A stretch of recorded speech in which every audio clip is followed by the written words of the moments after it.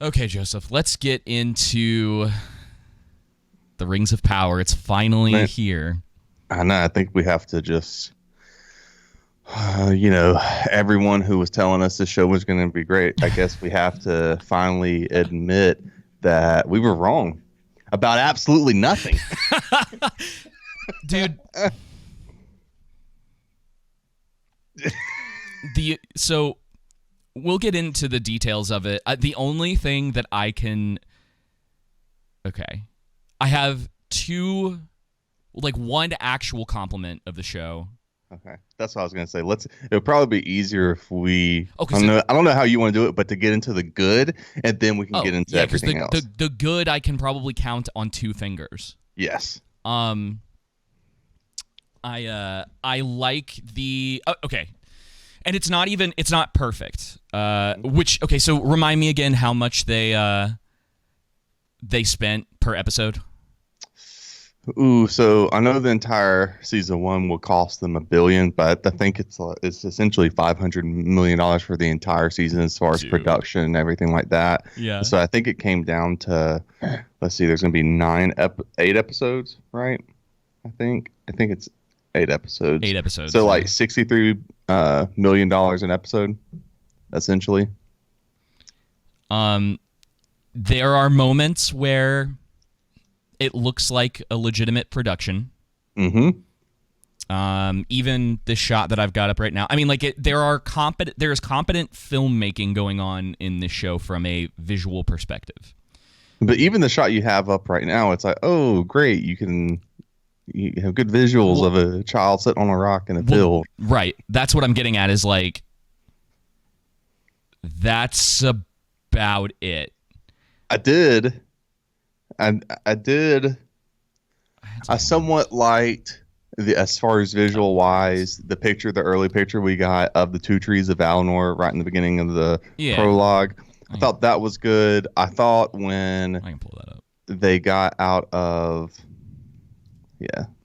it's like way over here after her brother. Dude, oh my God, the haircuts in this. I know. That's a decent shot. I mean, so yeah, this looks nice. The coloring in the show in a lot of instances looks good. That's about. I don't hate Durin yet either. That's about the only other thing that I can say. Yeah. So that's later. Well, that's later on. But as far as like compliments for the first 2 episodes, that's really where it ends. So I think another good shot in this is it's in the prologue too. It's when they go to the battle and the filming starts behind Finrod as he's killing orcs. Yeah. I thought that was a good shot. This isn't some great cinematography actually. I would say great. The chaos is nice in this. Again, now you have to look past a lot. Like the people have to armor remember that. Of the elves, I think is really bad for. This is supposed to be the first age, and for those who don't know, the first age is when they're supposed to be at their height, right, armor wise, and the best craftsmen and stuff like that. You made the argument for the second age too. Like even though it's on the decline, so to say. It's not like a sharp decline, like to where there's this huge gap. There'd be a smaller gap in the second age. Right. Then, for instance, like probably later on in the second age, and then especially the third age, where there'd be a widening gap and everything like that. So, the helmet design, not really there with that scene. But anyway, that's not what we're talking about. So good. Cardboard isn't the right term. They just don't look right. Yes. And it's funny because I was scanning through that fight scene too, or the war scene, whatever. And I think he's the only one that doesn't have his helmet on. Yeah, which is and they did that because they obviously want you to know that's him. Yep. Like they have to make it very clear, and that's the thing about the show is it's like, oh, dude, one of the most obnoxious aspects of this show is that they have to make everything super clear, and yet at the same time, there's all this stuff that makes no sense. They don't trust their audience at all. But we're going to stay in the good. Exposition dumps like all over the place. Hang on, I know. Oh, I know. Hang on. All right. So for the most part, it looks good, like a Raytheon. I thought it was pretty. I thought it was a good idea for them to show the Southlands and more of the Far East, and essentially what they were showing was the lands of Mordor, and Far Harad and the Southlands and stuff like that. I thought that was interesting, and I thought the Sauron scene in the beginning was interesting. I thought that was probably one of the best visuals for me. I really enjoyed that scene. I thought that was good, giving the audience a little taste of it, kind of what's to come, so to say. And then it's more of the plot stuff that's going to come out of that, because they're again, we can get into it, but like the mystery box like garbage that like these guys and like J.J. Abrams' crew, like that they're all known for. It just bugs me because I know where it's going. So that's the whole thing about a lot of that stuff, where it's like, oh, here's Sauron. It's like, oh, you're gonna see him again, and then like, anyway, we'll get into that. But yeah, keep going. The last, it may not be the last thing. Maybe I'll come up with something as we continue our review on this. But the last compliment I can give the show is the musical score. The musical score. The musical score is good, but it's not anything that's memorable. And what I mean by that is we don't have one kind of intro song or outro song or anything in between to that's like the Lord of the Rings or Game of Thrones or Star Wars and so on and so forth. That intro. Dun, dun, dun, dun, dun, or like when Darth Vader comes on. Or, right. Dun, dun, dun, dun, dun, dun, dun, with Lord of the Rings. Now, I know what you're probably thinking right now, Joseph. You needed to start singing and pick up a music career, but I'm sticking in reviews. So it was really good. The musical score, I enjoyed it. I thought that was probably the best aspect of the show, but it wasn't anything, as I said, just kind of, oh wow, it's iconic. Yeah, I was just waiting for that weird song from the last trailer to show up. That like garbage pop song. Yeah, some kind of when whoever made that piece to market it, some kind of millennial or Gen Z that's like doesn't know anything about talking, be like, oh, this would be a great song for this. Okay, so this is how this is going to work, and we'll just kind of put this up front. We're going to mostly talk about the first episode, and we'll cover the second episode at the end. But for those of you listening, just so that you understand, the second episode is trash. Yes. Like absolute trash. It is it's like the biggest blunder I think I've seen on television this year, because we've covered Halo, we're talking about House of the Dragon, like we've covered Resident Evil. Yeah, we've watched a lot of these shows, and a lot of them are bad. And that's a really, I need to remember that point because I need to say something about that too. That second episode is a traveling episode for the most part. I think the only person in the show who has anything to actually do that's going to progress the story forward in the second episode is Elrond. Yeah. I think he's the only one. Like a character spends the entire time swimming or on a boat. Another character basically spends the entire episode crawling through a hole. Which all of that was dumb as well. I mean, it's just... Hand it to Peter Jackson. At least unreal, in The Hobbit, when Legolas saw the armies of Angman coming, he didn't stay, he went to warn people and just... Anyway, keep going. I'm sorry. Yeah, so... The other thing, too, and I just... So that people are aware, like, this... We have gone past sort of the... This is something I heard Mahler say in his most recent review. He basically was saying that there was a floor, and now all of these studios have decided to dig below the floor as far as like how bad things can get with these shows. I mean, it's absolutely unreal. Yeah, I don't have... Let's see. My notes don't really start until after the prologue for the most part, because the prologue, you're kind of like, okay, they're setting stuff up. It's like, why does her brother have the same like haircut as me? I mean, he's got a tight fade, dude. In that, I mean, like, aesthetically, I think I can show this. So let's get some things out of the way here. Yeah, go ahead. They hardly stick to anything with Tolkien, which, since they were adapting a second age show, and again, I don't freaking work at Amazon. As far as what I understand about the rights, what has been released, they only have rights to the appendices, to the Lord of the Rings, to The Hobbit, and that's it. They don't have. Yeah, there's his high fade, right? Unreal, dude. He doesn't look like an elf. Like, none of the elves in this look like elves. And, so clearly they did get some okay from the Tolkien estate to shoot some things, because I don't think a lot of, or some of at least of what was shown isn't in the appendices and the trilogy and the Hobbit. But regardless, they really needed the Silmarillion, the Unfinished Tales, and the Histories of Middle Earth to really do a proper second age show, right? And to where you really could have done something that, man, they could have made a ton of money off of this if they knew what they were doing. But to go ahead and get it out of the way, other than like names of characters, and even the characters themselves are changed, which we will eventually get into. So other than names of characters, other than, objects like, Feanor's hammer, which I don't know why it would be in Middle Earth, but certain things like that, and that's Tolkien, but nothing. It's Tolkien in name only. What we have been saying this entire time. Yeah, it's like drawing the audience. Everything else is fake. It feels like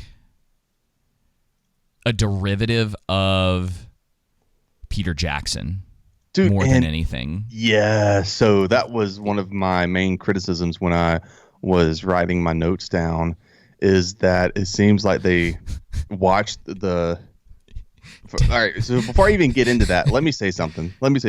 This entire time they've been saying we want to have our own blank page and stay away from Peter Jackson's Lord of the Rings trilogy, right? Except for they copy his format essentially. Yeah. With the prologue and with certain scenes even after the prologue, kind of to be like, hey, this to the audience, hey, you remember Peter Jackson's Lord of the Rings film? We're going to throw the same scenes and ideas and concepts at the screen and hoping it will stick, but they did a worse job of it. Well, let's get into the meat of everything going on. So we've talked a little bit about the prologue. Let's go back to the prologue. Let's just start back. So apparently Galadriel's good at origami as a kid. Yeah, so I don't. What? This is such a trope. I don't. Yeah, she's like the weird, awkward kid, right? Which feels like self-insertion for the writers a lot of the time. And that's one of the weird things about this show, is that it's not that they're sort of foundations of a character who has a loved one that dies and they're seeking vengeance for that. Like, she's taking up... And that we're talking not from like an actual Tolkien perspective. We're just talking about the story that we have been given. When you have something like that, that's pretty typical. There's nothing wrong with having a story with those things in it. The problem is the execution, especially with this story, because her brother, right, is I think the idea is that he was seeking to find Sauron, but Sauron found him first, and you're like, well, then he accomplished what he was looking for, right? Like, and it doesn't make a lot of sense, because his brother went to Middle Earth with an army, and but Sauron found them before they found him. Like, what? There's a lot of this stuff that they'll do where they'll explain to the audience, like, this is what's going on, and then they immediately sweep themselves out from underneath them, where they're like, the mark, like one of the biggest. Oh, sorry, I'm getting a little ahead of myself. But like the mark that they use is like this is how the orcs are finding him or whatever. But no one knows how it works but they know that specific thing. But it's like that makes no sense. If you have this mark and it's a roadmap on how to get to Sauron, if you know that, you should know how that works. None of that adds up. The setup is horrific. You get this whole thing where she's like being bullied, right? So she makes her beautiful swan, and it's like this is like imagery of like, oh, she's going from this little boat. I mean, this is clearly about her, right? Yeah. And then it's like, oh, yes, look how amazing it is. And look how amazing Galadriel is. Yeah.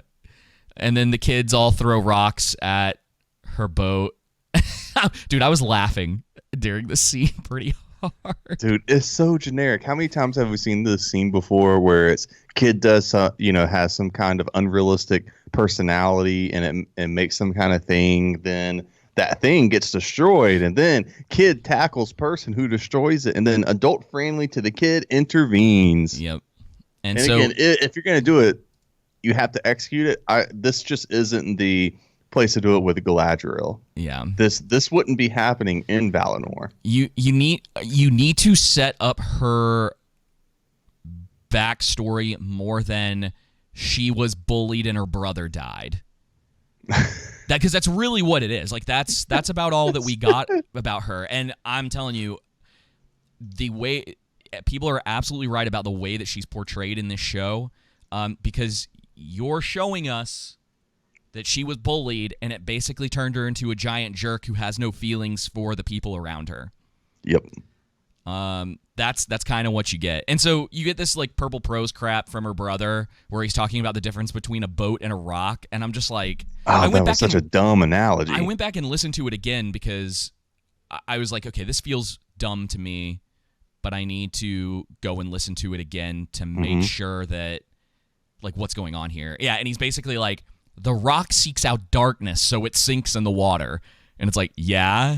And it's like, but the boat looks upwards towards the light. And I was like, what? And then, she's like, but how do I know when the reflection of the sky is in the water versus the sky itself? It is like, why would she respond? That's not the point of the analogy. Dude, I'm telling you, it's not just that. It's like, okay. And then they bring this up at the end of the episode as if it was this like defining moment for her. Yeah. Where her brother was talking to her about floating on, like stuff that floats versus not. Yeah. So the bad with the show is they just break Tolkien's lore. Yeah. They have not even a modicum of respect for Tolkien. And the characters, the dialogue, the dialects, the writing, the plot, we'll get the narrative, the subplots. Man, it's just the tokenization of black characters. I mean, it is just bad. And when we're going to get into it, but they gave Arondir, we have our first black elf. So you know what we got to do? We need to put him in a scene with racism involved. Pointy ears, knife ears, all that. Dude, it was. I would think. If I'm going to make this show from a postmodern perspective and I'm going to force things in it that it's not how Tolkien wrote something, again, regarding the elves and the dwarves and the hobbits, it's not that Tolkien didn't already have African culture and Asian culture represented in his works. He did, just not with the dwarves, elves, and hobbits. And we said it before, right. You don't have to like it. But that's just how he wrote it. Yeah. I'm not going to go with Evan Winter, The Rage of the Dragon, and say, he made a fantasy work based on African culture and say, this character needs to be white because there's not enough white people in it. Or this character needs to be Asian or Hispanic or whatnot. So anyway, outside of that, so all of that's terrible. But getting back to... So, yeah, I'm getting a little bit ahead of myself. So they're going on this quest, right? So we get the establishment that her brother is killed in this fight. So no, there was Morgoth, and then they said that. So they didn't have a word for death, which wasn't true. They did, right? Because people died, before that elves did. But there's like all this lore about. Okay, so like elves don't typically die, they can die, but it's not the typical thing. But then they can also choose death if they wish, right? Like that's all. Well, they act like it was Morgoth that. Well, no, hang on. But killed... like what I'm getting at is like this show isn't establishing world building. Yeah. That exists. Right. When you're saying that she says we don't have a word for death, and it's like, but prior to the First Age. Yeah. In Valinor is what I was getting at, what she was trying to say, or in the First Age is what they were trying to say, because they confuse in my mind, to the audience, they confuse the audience regarding is it the First Age, is it before the First Age, things like that. Sure. And they even confused me, but I believe they were talking about it wasn't until the First Age we had a word for death. Is what I think they're trying to get. And then they say, Morgoth killed the two trees, which it was Ungoliant that killed the two trees that drained the power. Now, Morgoth was involved in that. You get this nice scene of Sauron, and that's when she was saying that Finrod was chasing him. And for those who don't know what really happened, David, is Finrod... They did go after Sauron, but... Finrod ended up protecting Berian from Sauron's werewolves, and died trying to protect them, and then it ended up being Luthien saving Berian from Sauron and actually defeating Sauron. That's not important here, because all we know is that he was killed, and now she has to take up his. They probably can't say it because of the rights, right? Which again, why make a second age? Yeah, I know why, because they want to do their own thing. Yeah, but. Why not just make a show with the rights that you have where you can tell a good story that's faithful to Tolkien's vision? And then there's this tired argument people are making still on Twitter and online and in reviews saying that, well, Peter Jackson didn't stick to the material, the source material one for one. That's never been our argument. Bruh. He still kept true to Tolkien's spirit, concepts, themes, ideas, vision, his actual words. He repurposed lines, things like that. His plot, his narratives. You know what I mean? Yeah. And so we get this is our first look at the mark that is supposed to lead the orcs to Sauron. Yeah. This is a plot point for about the first 15 to 20 minutes of the show, and I don't think they've brought it back up since. And she takes Finrod's dagger here. Yeah, other than the sword that okay, that's another thing about the show now. Like, there are so many characters in this. The little boy with the long hair who has the sword, and the sword looks exactly like this. Theo, thank you. Man, oh my gosh, dude. It's so irritating even thinking about some of these characters, because there are times in the show where I was like, why are we watching this? Why is this a thing? Like, what are you... They're trying to do Game of Thrones. And it doesn't work. And one of the reasons it doesn't work is because there's not a lot of connective tissue between characters so far. Mm-hmm. You have a connection between Galadriel and Elrond, and you have a connection between Arondir and... Brawin. Is it Brawin? That's the... Brawin, the chick, the healer. But they're all, like, they're together, right? So, Elrond and Durin. And then Galadriel and not Sauron. And not Sauron, yeah. And so they've like introduced this stuff, but the difference is that only a few characters have history together, and no one else has really met. And the dialogue sucks in this. It's the dialogue. The thing with the dialogue, it's like a teenager, right? Someone in middle school who's trying really hard to get deep philosophical and make these existential points that affect you on a deep level. A rock but they sinks can't. and a boat They're doesn't. not wise enough to, and it just doesn't. It's horrible writing. Right. So they really don't set up what I have seen. They don't spend the time. Oh, so like, brother. Yeah. Oh Lord, we haven't even. No, we did get to that. That is in this episode. It is. Yeah. It's even worse too, considering like the way they set Galadriel up. She literally doesn't know anything. And how they said Elrond. Oh my. Oh, dude. Anyway, so one of the things that kind of sucks, and this is something I realized at sort of towards the end of the first episode. So she has this whole team that she's been working with. Mm-hmm. They should be elite in what they do. Now we'll come back to that, but they also should have Dude, we'll come back to that. They should also have a very strong connection to one another. And this is just this is basic stuff, right? You spend a lot of time with a group of people because you're on a specific mission together that everyone has agreed upon, right? You would think that the way that they talk to each other, the way that they interact with each other, that there would be some care there, that they would have, that you would have like some different personalities. That there's all of these different character traits that you would think this group has. Well, for one, there's only 2 of them that ever get any sort of get to talk, for one thing. Yes. And that was when I realized it is that, and I'm gonna skip ahead here because they're off. They're still trying to figure out this whole Sauron thing. Horrible scene. Yeah, we get the climbing of the mountain that we've talked about before. This is the guy. This is like her right-hand man, I guess. Yeah. I don't know what his name is. Don't know what his passions are. I know nothing about this guy, right? Except that he has some sort of connection to Galadriel. They didn't do. And they're wearing metal in a freezing cold land, right? So, as far north as you can get. It doesn't make any sense. And of course, she has to pull out her dagger to point on the map. This is the Galadriel in her character. She, as we said, she just comes off as a jerk. She doesn't come off, as anything more than a Mary Sue. She's perfect at everything, and so I don't want to ruin everything we're going to get into. But she's just not relatable. She is the perfect example of, and I haven't always agreed with certain people who've made this point all the way in the characterization, but she's the strong, independent woman.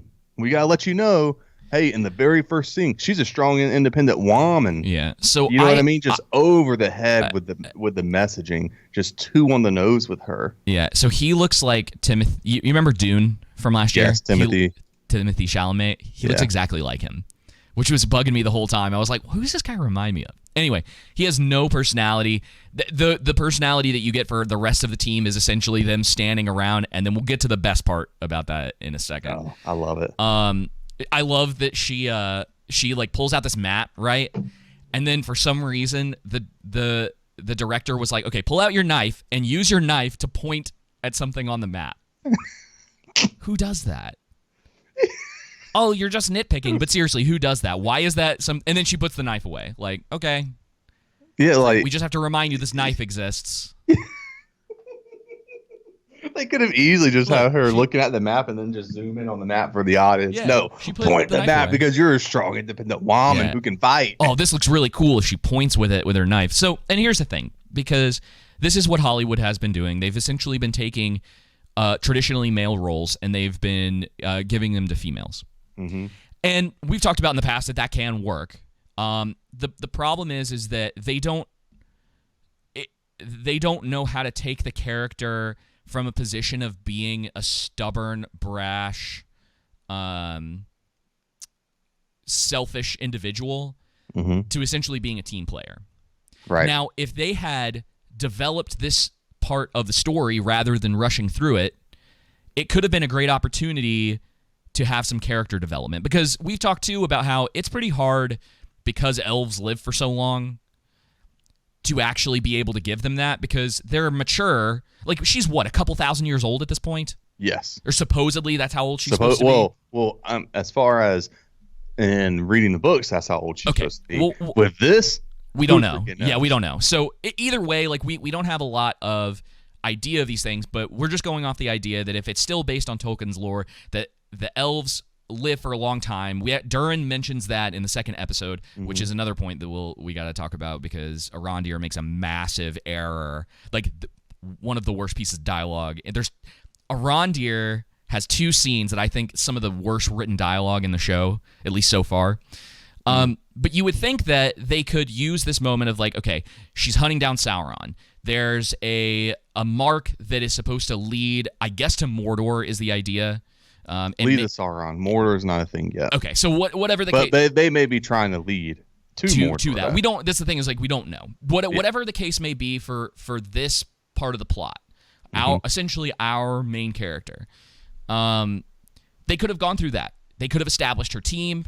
They could have had this whole like thing happen where her whole through line in this first series is leading to something in that direction. We're getting details of how they're slowly figuring out what the mark means. Like, her brother probably had some sort of idea. We don't get a lot of that at all, but they rush through it all, and she just happens to know stuff. And the audience has to assume that her brother just told her these things because he's the only connection that we have because she's taking up his mission. Right. But we don't, there's no detail to it. So anyway, they talk. She clearly doesn't respect him at all. No. She's very good with having a pissy look on her face and then just staring at things like this. That look right there. This is her acting in the first 2 episodes. You ready? And I'm not saying Morfydd Clark's a bad. I don't think it's we don't have any. I've never seen her in anything else. Neither have I. I can't, make a claim one way or the other that she's a bad or good actress. But I don't think it's necessarily her. I think it's as much as it is the writing. Yeah. So you know what I mean? This is another scene that establishes that, where she, one of her team falls down, and she's like, "No, we have to push forward," and they're all like, "Yo." Douchebag. Seriously? Yeah. I mean, it's no wonder that none of them like her. And then this is supposed to mirror how she's like special and no one understands her or whatever. It's like, yeah, but you're being awful to these people. And again, this can work if you get her to a place where she's able to redeem herself of these selfish characteristics. Right. And here's they don't ever do that.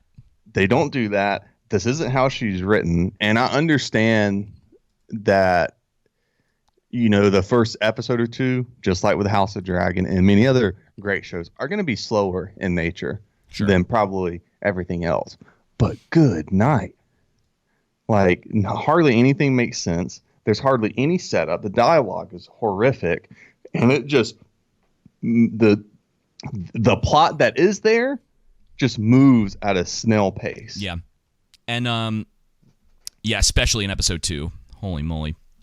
But, so then they go into, this layer. This is about the time that I text you, and I was like, this setup makes no sense. So, they go in here, right? They're looking around. I'm going to try to see if I can find, she looks so stupid. She looks dumb with that thing on her head. The design for some of this stuff is real bad, dude. She just knows where to go, right? Yeah, like a Gandalf scene, right? Yeah. Follow your nose. Oh, you get that bad piece of dialogue. Our torches don't have heat here because it's so cold. yeah. Oh, it's of the evil. It's so evil that no heat is emitted. Yeah. So evil here. You can't feel heat. Yeah. Man. I love. So she goes in here. She just knows when she gets in here and she sees this like orc or whatever, plastered into the wall. Let's see if I get the shot right here. She's just like, oh, they were doing evil experiments, and you're like, how do you know that? They're fiddling with dark magic. Yeah, it's like, okay, I mean, essentially. And this is what we're talking about, is that we don't have setup for any of this, so we just have to take her at her word. Yeah. That she just knows this, but we don't know why she knows this. We have no prior evidence of this going on, right? Which is why they should have taken this plot point and spread it out through the entire season. Yeah, they should. Well, if you're gonna not do even that, this, at least in the first episode, focus on Galadriel. Yeah, and that could have worked. worked. Anyone else, right? And just build everything up through that point and lead forward. But the problem is that because Jeff Bezos said, "I want Game of Thrones." Now you got the Harfoot plot, Arondir's plot, Halbrand's plot. Well, Halbrand and Galadriel's, Elrond's plot, Elrond's and Celebrimbor's plot, the Harfoots. Elrond's and Gilgalad's plot, Elrond and Durin's plot, the Harfoots and not Gandalf's plot. Not Gandalf. Just oh man. So and then it all culminates, right? This whole thing. She sees the snowfall. Oh brother. Which was like, this guy dude, stinks. the amount of convenience in this show, where it's just like she happens to notice that, like, and what's weird, right? What about the other snowflakes? Look, the snow right here. What? You're right. There's literally snow sitting on this thing. It's like this exact one spot. You're telling me equal rights for all snowflakes. Yeah, this looks like a forge, right? And you're telling me this one spot on the forge is like that. That like, one come on snowflake just happened to land and cause the eye or the mark of Sauron to reveal itself. I'm assuming they're going with that as the Eye of Sauron. Yeah. And so she pours water on the spot, and it happens to bring up the sigil. Like, why? That's not what this was used. Like, why would that work? I don't. And then it's like, oh yeah, and this is where you get the Eye of Sauron like reference. Mm-hmm. You know, it's like, oh, and we were talking earlier about like, oh, we want to get away from the Peter Jackson stuff. It's like, well, then why are you doing this? Member berries. Yeah, exactly. Oh, remember how the eye did that? We have something that does the same thing. Yeah. So we want to stand on our own 2 feet, guys. Yeah, and so we get at some point during this part, we get the knowledge from her in particular that that mark leads to Sauron. She looks constipated in that scene, does she not? Like she has to take a dump. Yeah. I mean, she's just yeah. The mark of Sauron it leads to him, and then that elf is like, it's hundreds of years old. Yeah, and she's like, it's like we have to keep searching, and you're like, so you're wandering around the world, randomly running into these marks, and you're assuming that this is getting you to where you need to go against the most powerful Maiar and Sauron, right? With 10 other sucky elves who don't know how to fight. Oh, here we go. Speaking of, you know what I mean? Yes. So we got. It's like, what are you know? If he, or maybe he's gathering his strength and has an army, even if they were the 10 most elite warriors, it's like it's still an army. So, just man. What is it? It's a snow troll. Is that right? That's what they're calling. What they're calling it. I think that's because of rights issues. So they get attacked. Okay. So again, we're talking about elves, and this is a problem I have with a lot of the elves in general throughout the whole show, is that they're so stiff. These are supposed to be like elegant, like ethereal type beings, and all of them legitimately seem like they've got to stick up their butt all the time. The way they walk, the way they move, it's like stiff, and they don't remind me of an elf at all, other than pointy ears, right? Because you don't have long hair. They talk like normal, like 2020 type people, like modern age people, which we'll get to with Arondir, because I've had this one piece of dialogue, well, 2 pieces, but one in particular, the scene that comes up later, stuck in my head since I watched the show. Is just like, who thought that was a good idea? Anyway, they fight, quote unquote, this thing. They're all running away. Oh, yeah, go ahead, brother. No, keep going. No, it's not here yet. Yeah, so you're good. They're like doing this thing like, what? Okay, so you don't even see the troll, right? He throws this rock and hits all 3 of them, and I'm like, what? They don't even try to move out of the way. Nothing. They're just standing, because this is what the plot calls for. Calls for us not to have reactions, guys. Even though we're elves and we're highly skilled and trained, we need Galadriel to save the scene. Like, oh, bro, okay. Everybody, watch the elf with the torch right here. Watch the elf. Yeah. You have this snow troll right here. Now, who's the snow troll looking at this entire time? Is looking forward at Galadriel, right? He throws that at them, right? Yep. Perfect shot for the elf to gut it. And it just stares. It's like, you gotta grab me, bro. That's what the plot says. Oh, and like, just, dude, look at how it picks him up, right here, moves him over here. Doesn't he? This thing. This is what you get with the bad reboot. And this is what I'm talking about. This feels more like humans fighting than elves fighting. Like they're not establishing the difference between the races. Yeah. Now call back to, because this is the callback to is the cave scene in the trilogy, right? Yeah. And the Fellowship, and you have Legolas, Gimli, Gandalf, Aragorn. So you have Númenórean. We'll get to that. You have an elf. You have a dwarf, and you have a wizard, along with Merry, Pippin, and Frodo and Sam. Right. So 8 characters, and they have to struggle to take down the cave troll, right? Oh, I'm sorry, I forgot Boromir too. So you have Boromir as well. and they struggle to take down the cave troll along with the orcs there and stuff like that.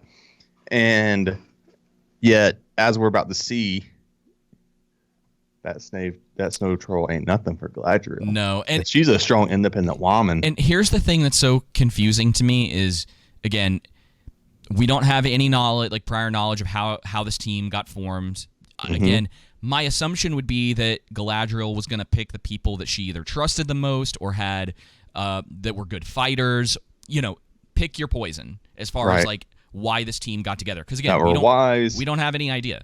Yeah. And we're gonna have to move on in a minute. But I think breaking down this scene is good though. Yeah, we don't have any prior knowledge of Galadriel's martial prowess either, or any of the others. And the thing about like power, when it comes to writing in your world building, you have to be able to establish that, and it's all over the place. Like, this is when people kind of talk about that like Mary Sue trope or whatever, where one character seems to just be so much better and so much more powerful than everyone else, and they do that at the expense of all the other characters around them. That's essentially what this scene is. Where it's just like all these other elves seem to be dumb, whereas she's not. And so he uses his sword. Where is it? He uses his sword to like launch her. I'm trying to find it. I had it just a second ago because I had it. Oh, not to mention. Oh yeah, so that one of the elves is about to die, and so he, for whatever reason, the best move for them to do is for him to use his sword to launch her into the air. And again, we have to just kind of go with this. This looks really bad too. And she goes up, she cuts the troll, does her little spinny move, like guts him. Oh, she's super cool, and then she stabs him and he dies. It's not great. Somehow everyone survives, right? Which I guess is like an elven thing, but this is the problem is, again, as far as what this story in particular is telling me, as just someone who's trying to view this from the lens of like, y'all have to present the information to us, right? I don't know how much damage an elf can take. Like, when am I supposed to fear for the life of an elf? Yep. Right? Why is Galadriel so much stronger, and why is she so much more capable than the rest of her team? Why is that a thing? What makes her stand apart? Right? It's not because she can make origami swans. I need to know. These details need to be there, and you don't. And the problem is that a lot of the time, again, what the show does is they express these things to you rather than showing you through a series of events that lead to points like this. We're coming into this specific story at the tail end of what's going on with this group. And I'm just saying that what they could have done is actually fleshed this out, right? Yeah. If you're going to make it up anyway, at least try to make it interesting. At least try to attempt to flesh out your characters, right? Yep. Because when we get to the end of this episode where she's leaving and going to the Undying Lands. Right. Right? Now, here's a question for you as someone who knows a lot more about this than me. Is where she grew up the Undying Lands? So did she leave? Yeah, so she grew up in Valinor. Right, which is and matured in which would be in the Undying Lands. And then left because of the attack. Is it, at least that's what the show's telling. So basically what happened is that Feanor Morgoth stole the Silmarils from Feanor and murdered his family, right? Right. And so Feanor left to go chase after Morgoth, right? And then Galadriel, to make a long story short, Galadriel essentially followed with him as well. And then in the first age is when you get the first kinslings, which is Feanor's people fighting the Teleri and two different. So Feanor would be the Noldor elves, and then Teleri are a different group of elves. Okay. And they fight, and then Galadriel, the only battle she was written as ever participating in is in the first kinslaying, fighting the Teleri, because they thought they were deceived, I believe, into thinking that the Teleri attacked the Feanorians first, right? Mm-hmm. Just to call them, to make them that simple. And so do that, and then she goes into Middle Earth because she aspires and desires to rule her own kingdom. Okay. So that's why she ends up going into Middle Earth. It would be wonderful if they had explained any of that at the beginning of this. Yeah. Because it's just like, why is she here now? Like, why is she going back? It wasn't because of Finrod or anyone like that. So what I'm gathering is that the way that they are presenting this is just to move this along as fast as possible to get to, to get to the second episode, which then slows us way down. And again, this is what I'm talking about. In that second episode where she spends the entire time in the ocean or on a boat, you're telling me that you couldn't have just spread out the original plot with her team for at least a couple episodes. It's just she's obsessed with revenge and hunting Sauron, right? But she's not wise, noble, or skillful in her pursuit of or it. Kind. So they don't have anyone around her to kind as well. The show essentially what they did is they transposed Feanor, because that's how Feanor was with Morgoth, right? Exactly how Galadriel is exactly how Feanor was with Morgoth, and so they just transposed his character onto her. Okay, because Feanor was just he was, first off, probably you can make the argument, and maybe Tolkien even specifically says the most skilled fighting elf, right? But his flaw was in his personality and his greed and his pride and his brashness and stuff. Yeah. And so when before Morgoth even took the Silmarils, you start to see Feanor's greed and pride and stuff like that, his selfishness.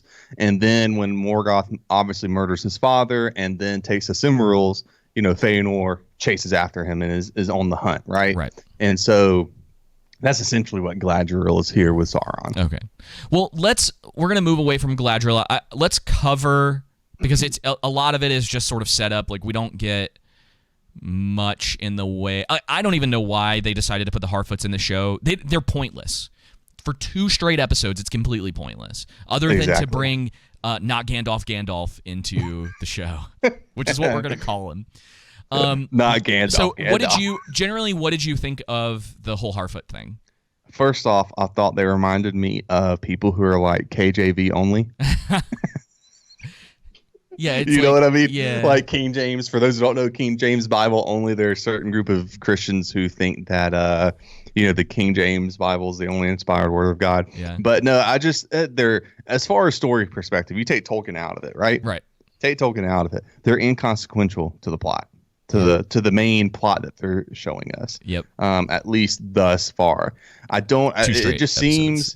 It seems like they just put them in here because, again, it's hey, we need to make this feel like Middle Earth, and without the hobbits, we don't know how to do that, and so we got to force them into the story somehow. And again, it comes back to, okay, you can still do that, but if you're going to do that, I say you can still do that because they have the rights, they can do what they want to, right? I don't agree with it. I don't think they should highlight it because that's not the purpose and the point of the Second Age.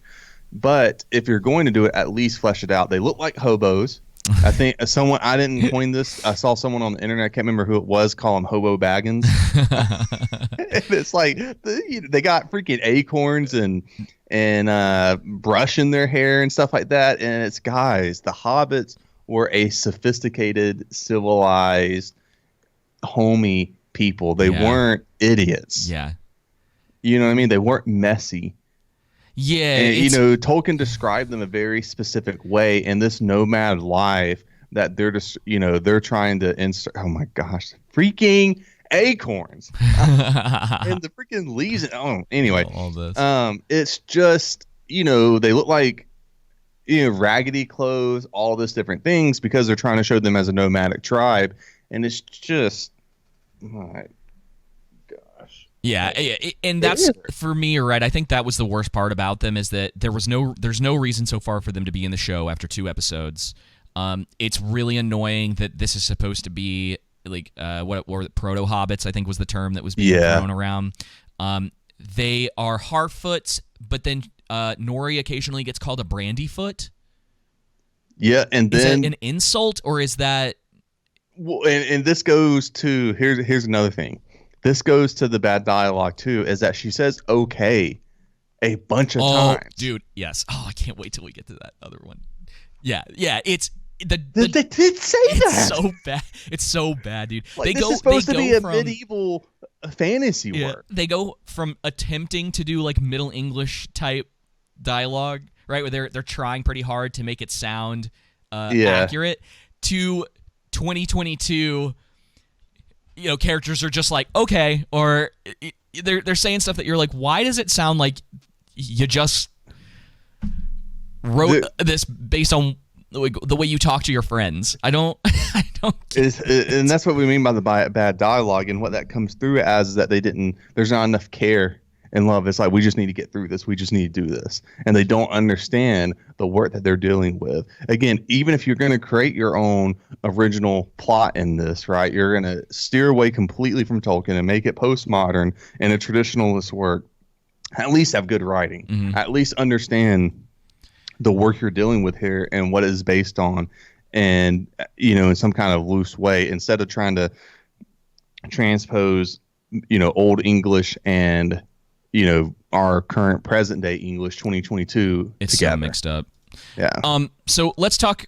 Oh my gosh! We And have then the characterization of Elrond as a politician that writes Gil-galad's speeches. Yeah. Just, oh brother, It's pretty bad. And we gotta run through a little bit of this, but I do want to talk about that scene that was so like ridiculous in the trailer, where she's like, "You have not seen what I have seen," and that's essentially her and Elrond's role is their relationship. This odd tension, this odd, he's the beta male and she's the alpha, and she knows better than him, and she is just treats him like piss. Yeah. In all honesty, and it's like Elrond and Galadriel wouldn't talk to that way. First off, that's Lady Galadriel. She's never introduced like that. Yeah. Secondly, Elrond's a lord at this point, and there would be far more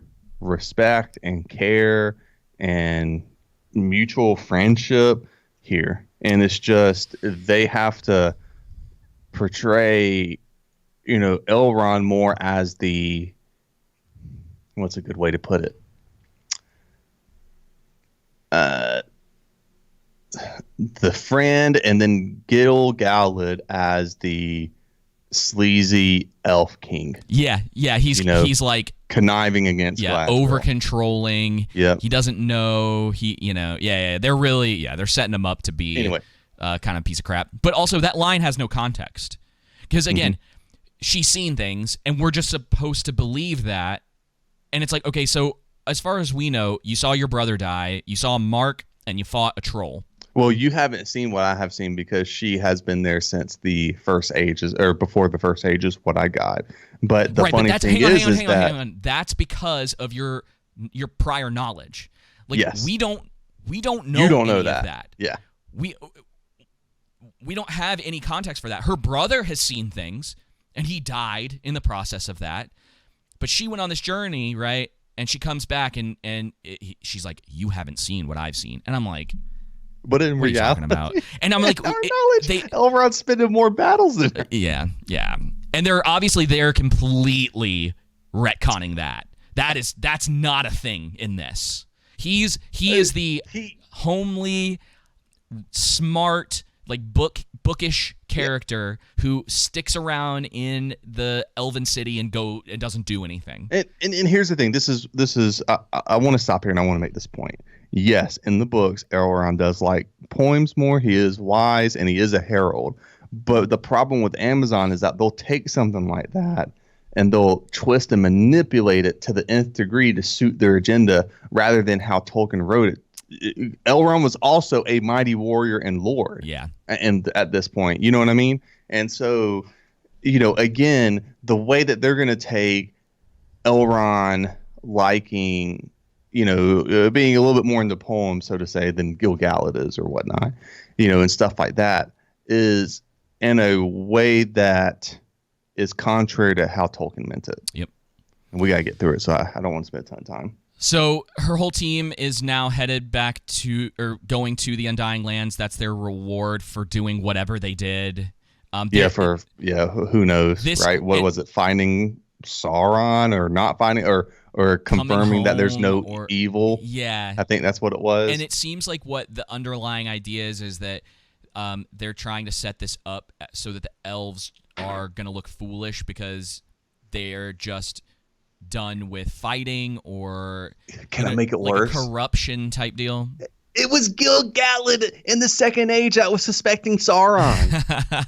Well, I not guess Galadriel. Yeah. And again, Gil-galad wasn't the one who determined who went to Valinor. You freaking idiot. He had no input. Not Gil-galad, not Elrond, not Galadriel, not freaking Gandalf.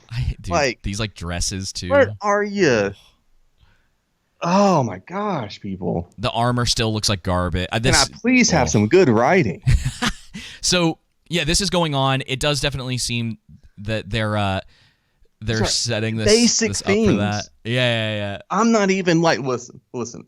Matt from Nerd of the Rings, Yoyston, who's my favorite lore channel, from Men of the West. Let's see, Don Marshall, probably. I don't really know him, but a bunch of people on our TikTok comment about him. And, all these other people know way more about Tolkien than I do. I've read the Lord of the Rings numerous times. I've read the Silmarillion. I've read bits and pieces of the history of Middle Earth and Unfinished Tales. I've read The Hobbit numerous times. The Hobbit was the first one I picked up in 3rd grade. And so I know things and stuff like that, but we don't have a lore channel, so I don't spend all my time. Yeah, in it's that. not our. You know it's what I not mean? Our thing. And yep. So I say all that to say, but I know Gil-galad isn't the one who determined who went to Valinor. Right. How do these writers not understand that? You know what I mean? They just don't care, and that's got to be one of the biggest things about the way that the show.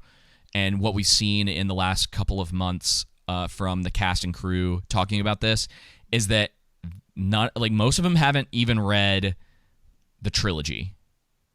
No, and they're just whatever. It's a paycheck for people. This has nothing.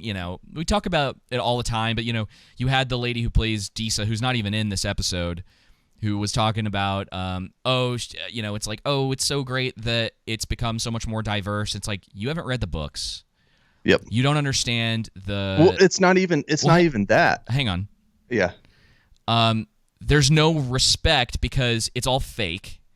Yep. She's getting told what to say. They are, and we've talked about this in past in past videos and on the podcast, where it's they are given...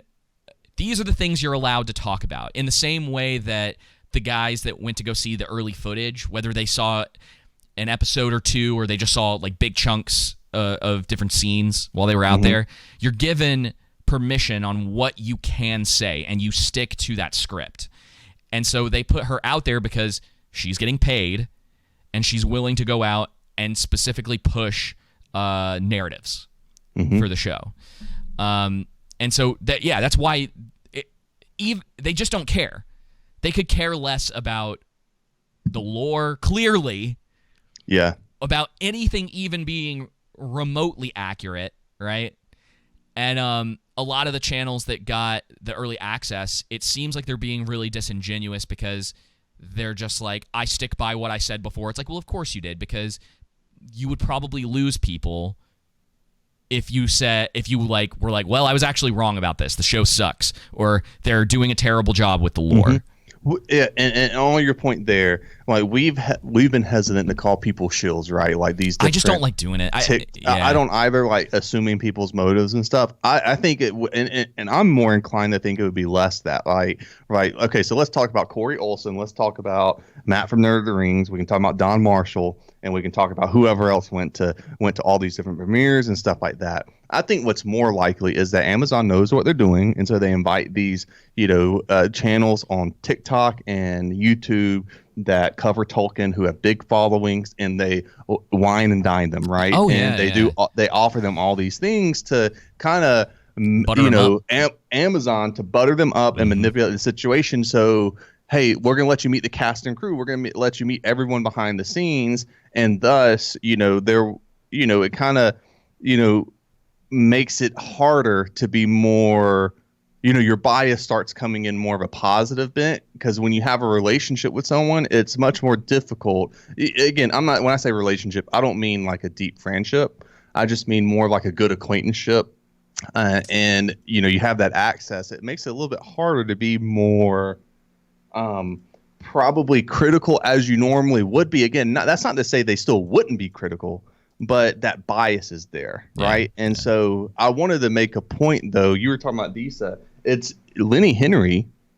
He came out and he said, he just straight said, no, we're going. I'm glad that Amazon's going completely away from Tolkien and from fair-skinned people and diversifying it, because we're writing the story now. And this is the thing. That's not the only thing he said. He also said, implied that critics of Amazon's race swapping have no trouble believing, and I'm so glad he said this because I really want to get to this argument, have no trouble believing in a dragon, but they can't accept a black person could be a hobbit or an elf, right? Yeah. I'm going to make 2 points. I would absolutely not accept the dragon in Breaking Bad because it doesn't fit the how the story was established by its creator, right? Yeah. Thus, I also wouldn't want to see any elves or hobbits in Game of Thrones, even though that has dragons as well. You freaking ninny. Yeah. You know what I mean? It's just poor logic acting like all these people are all of a sudden racist, because we called it out in The Last Airbender too. Yeah. We don't want to see a whitewashed cast either, when the original characters as established by its creator were Asian. Yeah. And it's like I've been saying with the Game of Thrones stuff with House of the Dragon, if you're going to do it, your story better be good. Well, and that's the thing. It better be really good. Yep. Even if you race swap, gender swap, orientation swap, religion swap, whatever you want to do, right? Any kind of swapping you want to do from how it's originally established by the creator, right? If it has good writing to it, people are generally more willing to accept it, so to say, to use that term loosely. You know what I mean? Yeah. Yeah. And so... but again, getting back to the story, and before we get to this scene, I intentionally dislike their mischaracterization of Gil-galad and Elrond. But I will say that Gil-galad is the only one who actually looks like an elf, and also it talks more like an elf in the manner in which he speaks. So let's get to Skyrim.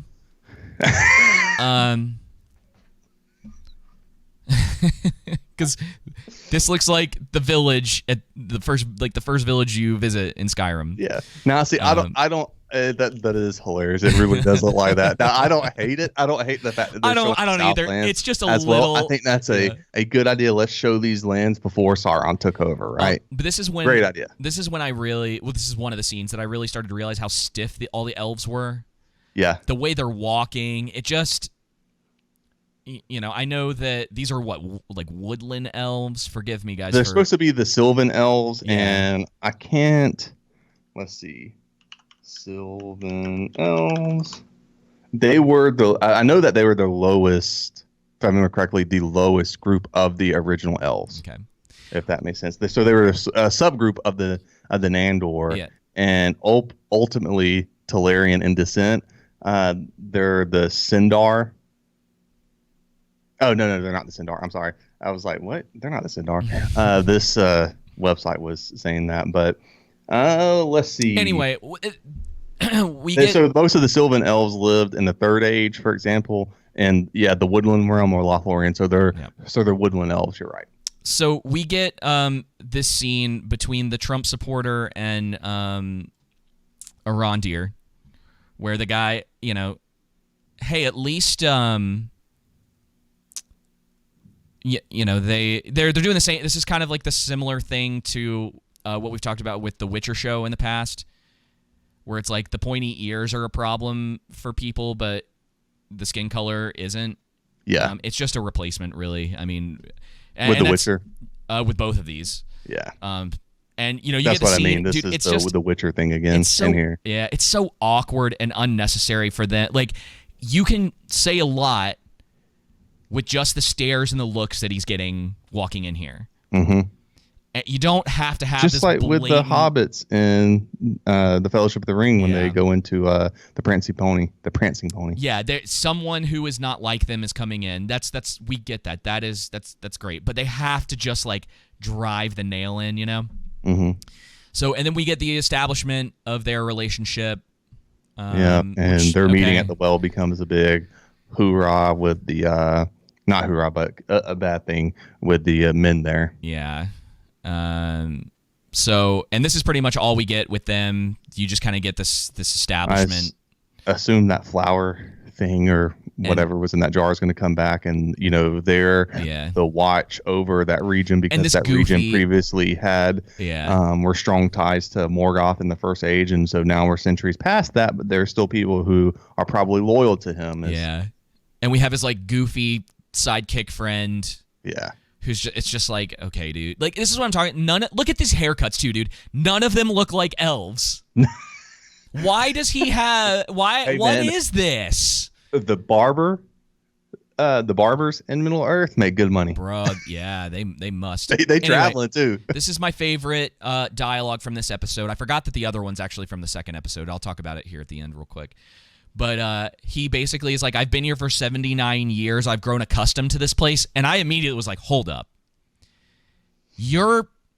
Let's just roughly say like, 8 to 1,200 years old. Because I don't think we have like an actual idea of how old he is. Yeah. I don't think they've mentioned that yet. Well, he's fully grown. And so, again, not that they're sticking to the lore. Right. But generally around 100 to, let's say, 150 is when... on the low end 50 to 150, but generally speaking, probably like 80 to 150 is when elves mature. And so he's at least 80 to 150 years old. Let's just say that. Probably longer. Or no, I think you're right. 80 to 1,000 years old. So all of that being said, no matter how old he is, Durin in the second episode specifically states that like 20 years is a blink of an eye for an elf. Why would he be this emotional and this accustomed to the place that he's living if 20 years is a blink of an eye? So you're talking 4 blinks. That's how long he's been hanging out in this area. He's been at this watchtower. Which is funny because it's not like, again, dwarves don't live as long as elves, but the funny thing about that is that they live a couple hundred years old. Yeah. So. This is what I'm saying, dude. The world building and it's like they're not sticking to what they've established. Yeah. And then the other line, so in the second episode, there's a part where the lady whose name Bronwyn. He comes to see her, and she goes, "Oh, you're leaving?" And he just goes, "Yeah." That's the dialogue.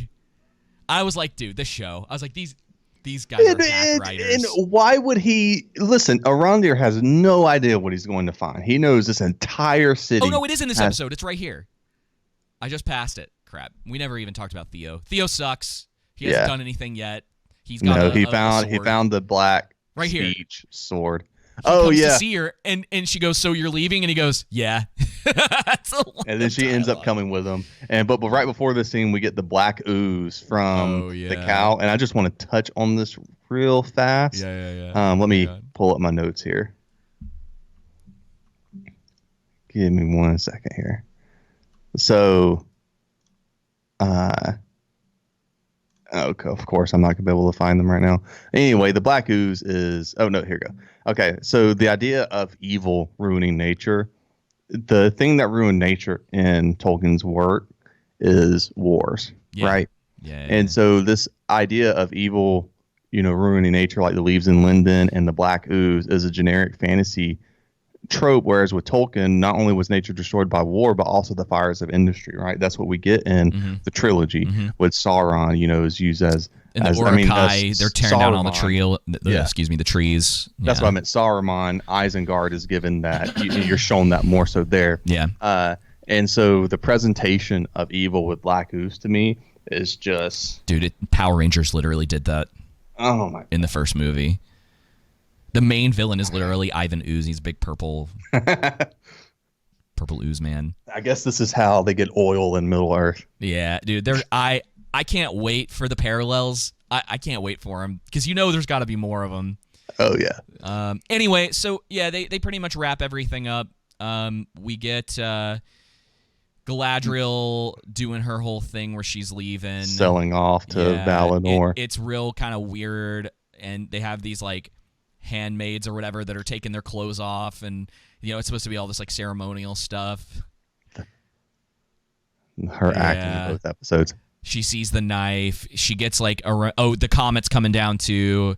She gets like reminders of her brother telling her about the sinking rock and the other thing. So poetic. Yeah. So and deep. then she jumps off the ship and decides not to go, and then she swims in the from middle of the ocean. Yeah, I heard it's like something between it's like 700 miles or something like that back to where she was. And this is what you were talking about. She's with Michael Phelps. Oh, dude, yeah. The female version of Michael Phelps. And it comes back to the power scaling thing too, where it's like, okay, so she just can swim that far. Can all elves do that? Like, again, what makes her able to do that? And of course, it lands, and we have the appearance of not Gandalf. It's going to be interesting who, he comes out the beat. And the worst. All right, now, so in the second episode, because I know we got to kind of speed it up here. Essentially, the not Gandalf can't talk, which is absolutely stupid. And apparently for the entire season, he's not going to be able to talk again. Absolutely stupid. The CGI between him and the Harfoot, the Hobbit, is off. Brandy, Norifoot is her name. Not Brandyfoot. I think it's Norifoot that you got confused with earlier. No. I swear, dude, they called her Brandyfoot in the first episode. Okay, well, I'm going to rewatch it. So. First or second episode, and I was like, is she a Brandyfoot, or is that a term for like insulting? But yeah, it was extremely bad. Then we also get in this episode Arondir and Bronwyn traveling north to Bronwyn's, I believe, her hometown, and they see that it's been destroyed. And upon inspection, they see that a huge hole from this house, and someone dug it. And so Arondir is like, you go back, I'm going to go by myself and hop down this hole. I don't know if I'm going to come across Sauron, orcs, an army, or what, but I'm going to go check it by myself instead of doing the logical thing and going back and telling my elven commander. Yep. Who, we got in this next, in episode 1, was apparently would be looking for him. Yeah. He just spends the rest of the episode in a hole. He gets grabbed. And I'm telling you, man, that second episode, and then Galadriel. Is that how it ends? Is him getting grabbed? Yeah, I checked again. I'm pretty sure that's the last time you see him in the episode. Okay. Yeah, so you don't get much in way of moving the plot forward, except for Elrond, who goes to see Durin. You see Disa for the first time. Which, by the way, she has a horrible Scottish accent. I don't know what they were thinking. Horrible. I don't know why they didn't keep her like British or just do something because I don't know why they didn't just keep her accent the way she normally talks. Like why they had to emphasize like it's pretty rough. And it's awkward. This whole scene is awkward. Characters are tokenized. There's not even any other black characters in it. And no, here's other thing. No, you missed there it. There were. Dude, oh no, the Harfoots. Well, not just the Harfoots, but if you watch the scene where the two of them are smashing rocks to prove how manly they are, which was ridiculous to me. I was just like, whatever. Because it ended up being pointless because he ended up getting. Yeah, it didn't matter anyway. He convinced him. A meeting with Durin anyway. So, but yeah, there are other dwarves. They definitely went for it. Went for it. Well, here's the other thing. Why is there aren't any Asian elves, Asian dwarves, Asian Harfoots? Why aren't there? At least that I noticed. So I think one of the or Hispanic, one of the woodland elves, the one that has like basically the buzz cut. Yeah. That when the three of them are standing there, I think he might be Asian. Okay. It's hard to tell because you only see him for a split second. So here's the scene with them breaking the rocks, smashing the rocks, which ends up being pointless. So don't really need to talk about. Galadriel meets Halbrand. I was gonna. Yeah. See here. Oh, okay. Yeah. Yeah. Yeah. And of course, none of them have beards. They couldn't even give a couple of them beards to like make it semi-accurate to Tolkien. What a female dwarf would look like. It's so. I just don't understand approaching a work like this. So I don't. And then they get attacked. Like obviously there's Yeah, that orc. Yeah, that orc. Which I comes like the and look of, attacks actually. Theo. The orc that attacked them, I thought the design of it was completely fine. Yeah, I thought the idea it's creepy, that this orc has this insane amount of power is ridiculous. Oh, it because should have killed him. I mean, this is the way that it always works in these stories, where like it grabs someone and throws them across. It's the same thing with the troll in the first episode. Anyway, I don't know if you have any like closing thoughts. The orc doesn't kill Bronwyn and Theo, even though probably has more combat experience, and even though they're showing it, even though I don't agree with them giving the orc that kind of power level to where it just superhuman strength, so to say. Yeah. If you're going to do that, then it's got to win. It's gonna win. Yeah, it's got to win, and like he gets outsmarted by Bronwyn and Theo, and it's just, again, not that orcs are smart, but in the way they're displaying it, it was just odd. And then Bronwyn ends up killing the orc because, of course, she does. It was convenience too, because she stabs it and it gets stuck on the stairs. Like the thing she stabs it with gets trapped, and then Theo like hangs it. It's like, all right, all right, we got to close this out. Let's see. Any final thoughts? So Halbrand and Galadriel stay on a ship the entire episode. Extremely boring, or I should say, waste of an not episode. Sauron. Yeah. No, not Sauron. So we have not Gandalf, and not There's Sauron. a scene, Sauron. if y'all watch it again, when Halbrand goes to scoop out water to put on his face. All the water falls from his hands completely. Yeah. And when he touches his face, there's no water that comes on it at all. The only other thing that I want to mention is that I completely called that Amazon was going to do some shady stuff with the reviews for this show. Oh, yes. I was dead on with that. They have deactivated them. And when I went to look after I finished watching the episodes, you had to search for the actual place where the reviews were. So if you look on Amazon's any other show, it's right there at the top next to the title. I think it's like right under it. For Lord of the Rings, I had to search for the actual review function. I was like, where is it? And then when you sent me the article that was like, oh, they deactivated it, I was like, I knew it. I knew they were going to do that. It's incredible, man. It's incredible. It is absolutely hilarious. And that's not the only thing. They're doing the same thing on IMDb, which Amazon owns. I think Rotten Tomatoes. And Rotten Tomatoes, too. Yeah, it looks like they were hiding a bunch of the reviews, so you can't even look at a lot of them. But my final thoughts real fast. I'm going to kind of go through my notes right here. Linden is populated by like 21 people. I've already said Gil-galad's sleazy. Arondir and Bronwyn have as much chemistry as oil and water does. And the other thing is that since Arondir is so old, he would have known Bronwyn since she was a baby. So did he groom her? Yeah. Yeah. Anyway. Weird. So Amazon projection, and then let's get back to the ooze, and then the sword that chose Theo with his blood after the orc, scratched him. So then let's see here, the Harfoots suck.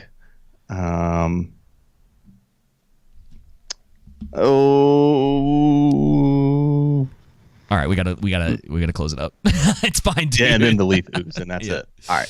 All right, guys. Well, thank you so much for listening to our premiere review of The Rings of Power.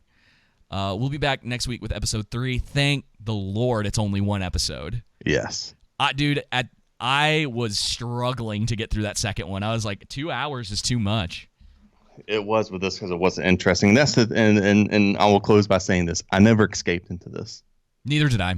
I was completely. It was so boring. I took everything in me to keep paying attention. Yep. The entire time. Agreed. All right. Well, until the next review, y'all take it easy. Take it easy.